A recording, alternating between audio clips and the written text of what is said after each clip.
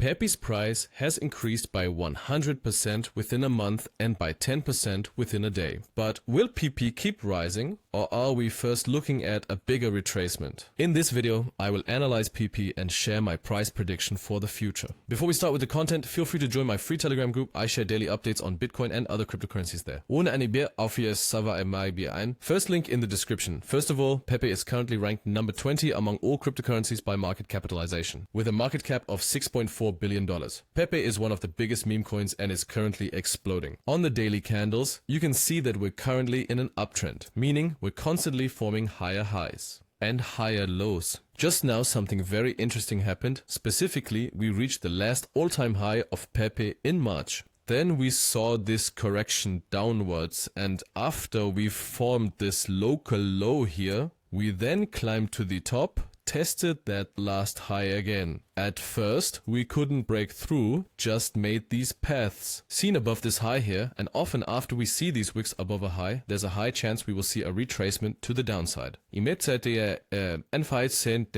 But we did not form a bearish structure. Instead, we stayed in this bullish one. And then we got these massive bullish candles and clearly closed above the old all-time high, which is a very bullish sign. And in the 4-hour candles, we can see that we are clearly in an uptrend. As long as we keep forming higher lows and higher highs, we are clearly still in an uptrend and we won't see lower prices. See, but when we see the first break of structure downward and thus in a bearish structural shift, then the chance is high again that we will see lower prices. And if you want to invest in paper again, then I'd wait for the price to return to this last high here.